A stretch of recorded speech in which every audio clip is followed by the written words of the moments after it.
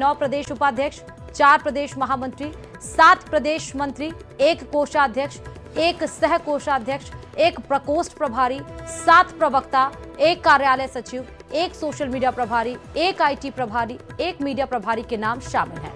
इस सूची में जो आपको इस समय टीवी स्क्रीन पर दिख रही है, उसमें कुछ पदाधिकारी को हटाया गया है तो कुछ लोगों का नाम प्रमोट किया गया है।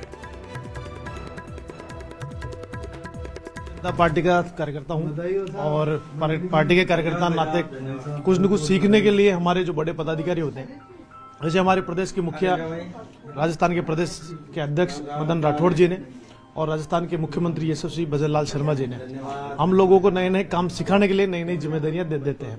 तो सीखने के लिए मेरे लिए एक बड़ी जिम्मेदारी दी है, मैं उसको सीखूंगा, उसको करूंगा। राष्ट्रीय नेतृत्व का, राजस्थान के मुख्यमंत्री भजनलाल शर्मा जी का और प्रदेश के अध्यक्ष मदन राठौड़ जी का सबसे पहले मैं आभार व्यक्त करता हूं कि उन्होंने दोबारा मुझे इस जिम्मेवारी के लायक समझा और मुझे दोबारा दायित्व सौंपा। मैं शुरू से पार्टी के संगठन में काम करता आया हूं, कोशिश करूंगा कि वापस से मीडिया में और कुछ नवाचार कर सकूं। भारतीय जनता पार्टी का कार्यकर्ता एक बार कार्यकर्ता बनने के बाद हमेशा कार्यकर्ता ही रहता है, लेकिन पुनः पार्टी ने मेरे ऊपर ये विश्वास जताया और मुझे पुनः प्रदेश मंत्री बनाया। इसके लिए मैं माननीय मुख्यमंत्री भजनलाल जी शर्मा और हमारे प्रदेश अध्यक्ष आदरणीय मदन जी राठौड़ साहब का धन्यवाद देना चाहूँगा कि उन्होंने ये विश्वास जताया कि मेरे जैसे एक सामान्य कार्यकर्ता को पुनः पार्टी की इस महत्वपूर्ण प्रदेश कार्यकारिणी के अंदर स्थान दिया। हम पार्टी का, हमारे नेतृत्व का आभार व्यक्त करते हैं और मेरा ये मानना है कि आदरणीय मदन जी राठौड़ के नेतृत्व में जो ये टीम बनी है, जिसमें सभी का समावेश है, चाहे युवा हो, चाहे उसमें अनुभवी हो, महिलाएं हो और सारे क्षेत्रों का, बहुत ही एक संतुलित और एक सर्व स्पर्शी ऐसी एक टीम बनी है। और मेरा मानना है कि माननीय प्रदेश अध्यक्ष जी के नेतृत्व में टीम कार्य को गति देगी। चलिए, पाली से बड़ी खबर आपको बता रहे हैं। बीजेपी की नई कार्यकारिणी का पर मदन राठौड़ का बड़ा बयान सामने आया। कार्यकारिणी में सभी वर्गों को महत्व दिया गया है, जिन्हें कार्यकारिणी में नहीं लिया गया उन्हें भी उचित स्थान मिलेगा। पार्टी में उनके अनुभव को काम में लिया जाएगा। प्रदेश कार्यकारिणी में नए पुराने के मिश्रण से कार्य होगा। प्रदेश कार्यकारिणी हमारे राष्ट्रीय अध्यक्ष जी की अनुमति से जारी होती है। हम सब प्रपोजल्स बना के भेजते हैं, उसमें कुछ पुराने कार्यकर्ता होते हैं, कुछ नए भी होते हैं। ये दायित्व बदलता है और वो दायित्व जो भी जिसको मिला है वो अपने दायित्व पर खरा उतरेगा, काम करेगा। और जो इसमें पुराने हैं और नहीं आ पाए, उनको सम्मानजनक तरीके से उनके यथोचित और दायित्व जरूर मिलेगा, उनको काम मिलेगा, किसी को वंचित नहीं रहने देंगे। हमारी पार्टी में एक विशेषता है कि हर काम के लिए कार्यकर्ता और हर कार्यकर्ता के लिए काम। इसलिए वो कार्यकर्ता कोई भी तैयार होता है तो उसमें संगठन की बहुत शक्तियाँ लगती है। बड़ी मुश्किल से कोई कार्यकर्ता तैयार होता है, कठिन परिश्रम से कार्यकर्ता तैयार होता है और उस कार्यकर्ता का समुचित उपयोग, उसका सम्मान, यह आवश्यक है। इसका हम पूरा ध्यान रखेंगे। सभी कार्यकर्ताओं को यथोचित काम हम देंगे और सभी मिलकर के पार्टी को और मजबूत करने का काम करें।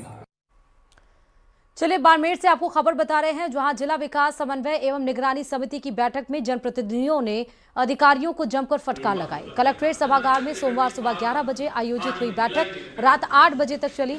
इस दौरान केंद्र सरकार की योजनाओं और जिले के विकास कार्यों की समीक्षा हुई। बैठक में अधिकारियों के गोलमोल जवाब पर जनप्रतिनिधि भड़क उठे। बैठक में सांसद बेनीवाल ने जब सड़क की खराब स्थिति का वीडियो दिखाते हुए पूछा तो संबंधित अधिकारियों ने सड़क को गुणवत्तापूर्ण बता दिया। इस पर सांसद बेनीवाल ने जिला कलेक्टर के सामने ही अधिकारी को कड़ी फटकार लगाई और झूठ बोलने पर लताड़ा। वहीं शिव विधायक रविंद्र सिंह भाटी ने तल्ख लहजे में कहा कि अधिकारी बिना तैयारी के मीटिंग में आते हैं, यह जनप्रतिनिधियों का अपमान है। स्वास्थ्य विभाग में संविदा कर्मचारियों द्वारा डॉक्टर्स के फर्जी हस्ताक्षर से मेडिकल रिपोर्ट जारी करने का गंभीर मामला भी उठा।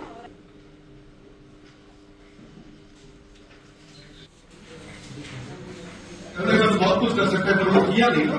लगभग 3 से 4 साल तो ले गए, तो 4 साल अगली मीटिंग करेंगे 4 साल बाद, ये कौन सा देखते? तो फिर वो 4 साल बाद जो मीटिंग की वो मतलब समोसा खाने के लिए मीटिंग? काम जितना सारा आए है, ये तमाम एमपी साहब ने भी दिए होंगे, बाकी भी सारे विधायकों ने दिए होंगे, तो ये क्या घर पे ले जाते हैं? ये तो जो माइनिंग इफेक्टेड एरिया, अधिकारी वर्ग जितना भी है बहुत समझदार है, पर बिना तैयारी रहे नहीं आना चाहिए। ये लोग इत बैठा अगर इत आया आप देखो कि काले शाम रो किशनगढ़ हतो कोई कार्यक्रम रे मीना पूरी रात ट्रेवल करे बाड़मेर आयो और बाड़मेर आते 11 बजे ये मीटिंग भी ना बढ़े वहां जो अबार तक शाम 6 बजे है, लगभग रात रे 10 बजे तक ये मीटिंग चल है। सीबीआई यानी केंद्रीय अन्वेषण ब्यूरो ने जयपुर में इनकम टैक्स अपीलेट ट्रिब्यूनल में एक आपराधिक नेटवर्क का खुलासा किया है, जिसमें जयपुर के IT-AT ट्रिब्यूनल की न्यायिक सदस्य डॉक्टर एस सीतालक्ष्मी, ट्रिब्यूनल से संबंध एडवोकेट राजेंद्र सिसोदिया, मुजम्मिल नाम के एक पक्षकार और एक असिस्टेंट रजिस्ट्रार को गिरफ्तार किया गया। इनके कब्जे से सीबीआई को 1 करोड़ से ज्यादा की राशि बरामद हुई है और इन्हें सीबीआई की विशेष कोर्ट ने 3 दिन के पुलिस रिमांड पर सौंपा है। बता दें कि IT-AT की judicial member doctor S Sitalakshmi का 4 साल का कार्यकाल अगले महीने ही खत्म होने जा रहा है। उनकी नियुक्ति 24 दिसंबर 2021 को हुई थी। वे जयपुर के अलावा ट्रिब्यूनल की जोधपुर बेंच में भी कई फैसले कर चुकी हैं। सीबीआई सूत्रों के मुताबिक IT-AT की judicial member doctor S Sitalakshmi के अलग अलग केसेस में दिए गए फैसले जांच के दायरे में आ गए हैं। सीबीआई को उनकी बेंच में आए कई और मामले भी घूसखोरी का शक है।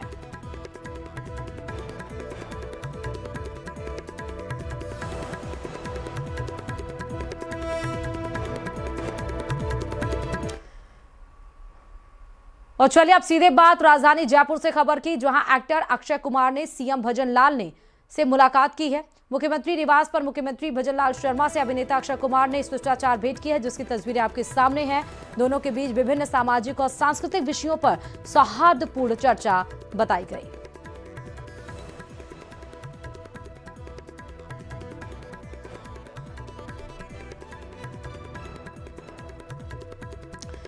तो एक्टर अक्षय कुमार और मुख्यमंत्री भजनलाल शर्मा के बीच में ये शिष्टाचार की मुलाकात की तस्वीरें आप देख रहे हैं, जहां कई विषयों पर महत्वपूर्ण चर्चा दोनों के बीच में हुई है।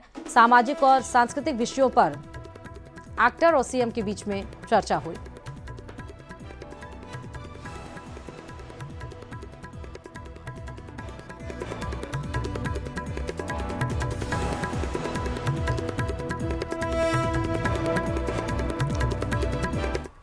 प्रतापगढ़ में यूरिया की किल्लत ने किसानों की कमर तोड़ दी है। जी हां, रबी सीजन के पहले सबसे अहम वक्त पर खाद की सप्लाई ठप पड़ गई है, जिससे किसान सुबह से शाम तक लाइनों में खड़े रहने को मजबूर है। हालात तब और बिगड़ गए जब अरनोद के बचुंडला गांव में ग्रामीणों ने कालाबाजारी के शक में एक यूरिया से भरा ट्रक पकड़कर पुलिस में शिकायत दी। दूसरी ओर छोटी सादड़ी, पिपलखूंट और धारियाबाद में किसानों का गुस्सा उबाल पर है। सहकारी समितियों का स्टॉक खत्म और ब्लैक में यूरिया 500 से 700 रुपए तक बिकने के आरोप लग रहे हैं।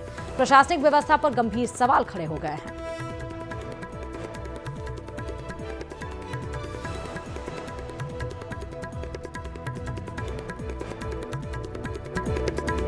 अरनोद क्षेत्र में ये स्थिति हो गई यूरिया खाद की। 500 से 600 रुपए ले रहे, हर दुकान वाला यही रेट ले रहा है, 500-600 रुपए ले रहे। पिछली बार सोयाबीन नहीं पके हैं क्या किसानों के, उसके बाद भी इतनी कालाई बाजारी चल रही है। वो कृषि विभाग को फोन लगाते हैं अपन, तो वो बोलते हैं कि हमारी कोई जिम्मेदारी नहीं है, तो उनको तो वहाँ की कुर्सी नहीं छूट रही है, उनकी सबकी मिली भगत है। हर जगह यही नहीं, बेड़मा थोड़ी जाजली की बात ही नहीं करूँगा, प्रतापगढ़ डिस्ट्रिक्ट हो या भले ही कोई सब डिस्ट्रिक्ट हो, हर जगह सरकार से मेरा यही है कहना है कि हर जगह खाद की किल्लत को दूर किया जाए। समय से पहले सोसाइटियों में खाद बरकरार होना चाहिए ताकि किसानों को किसी प्रकार की समस्या नहीं हो।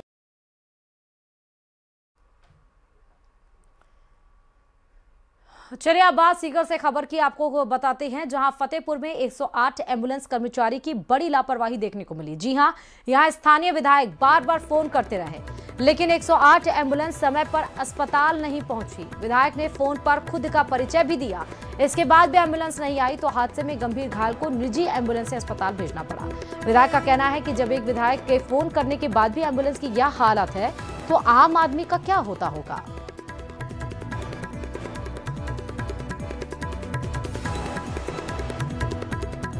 जा रहा था अरसावा के पास गुरुकुल के सामने एक एक्सीडेंट हुआ है, रोड एम्बुलेंस को 108 को फोन कर रहे हैं, नहीं पहुंच रही है। मैंने मेरी खुद ही पर्सनल गाड़ी से ला करके धानों में भर्ती कराया, फिर यहाँ से रेफर सिक्कर किया, तो मैंने 108 को फोन किया। 108 खड़ी है रोड के साइड में कहीं, मैं खुद देख के आया हूँ अभी, और वो बोल रहा है कि मैं तो 1.5 घंटे बाद आऊंगा, मैं तो दूर हूँ, नेथुआ के पास हूँ।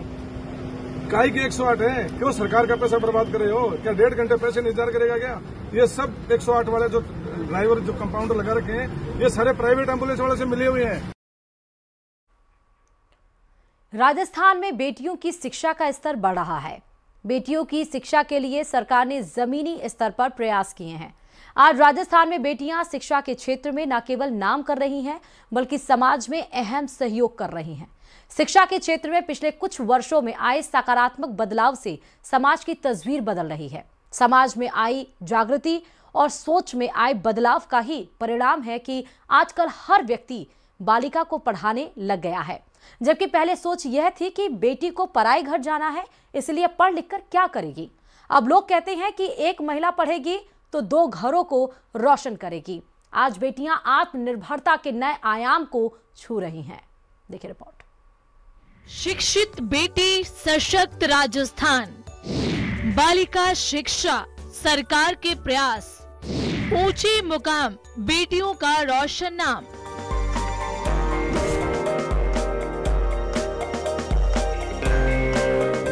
राजस्थान में शिक्षित बेटी को बढ़ावा देने के लिए राज्य सरकार कई महत्वपूर्ण योजनाएं चला रही है, जिसका उद्देश्य उनके जन्म से लेकर उच्च शिक्षा तक वित्तीय सहायता और प्रोत्साहन प्रदान करना है। राजस्थान की साक्षरता दर 75.8% है। इसमें पुरुष साक्षरता 85.9 और महिला साक्षरता केवल 65.8% है। ग्रामीण शहरी अंतर गहरा है। साइकिल योजना और छात्रवृत्ति योजना, पालनहार की योजना, ये सब योजनाएं बालिकाओं को बहुत प्रोत्साहित करती है। बालिका शिक्षा योजनाओं के बाद राजस्थान में लड़कियों की शिक्षा अच्छी हुई है। राजस्थान सरकार ने बालिका शिक्षा को प्रोत्साहित करने और जीपीआई में सुधार के लिए विभिन्न योजनाएं शुरू की हैं। हालांकि ये योजनाएं केवल 5वीं कक्षा तक सीमित नहीं है, ये योजनाएं उच्च शिक्षा के लिए भी हैं। कि बालिका शिक्षा तो मैं ये नहीं कहूँगी कि आज से शुरू हुई है। पिछले 20 वर्षों से पेरेंट्स में एक जागरूकता है कि हमें अपने बेटों के साथ साथ बेटियों को भी पढ़ाना है।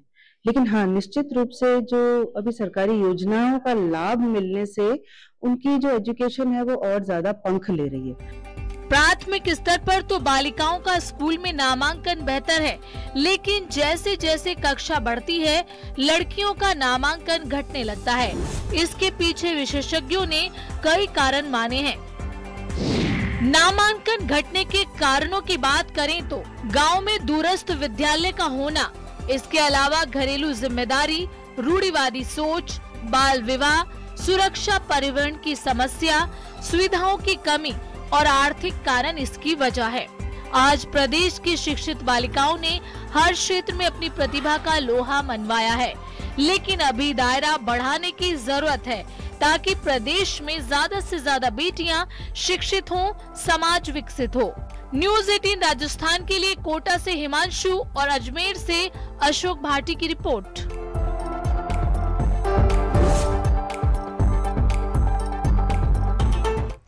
चलिए बुलेटिन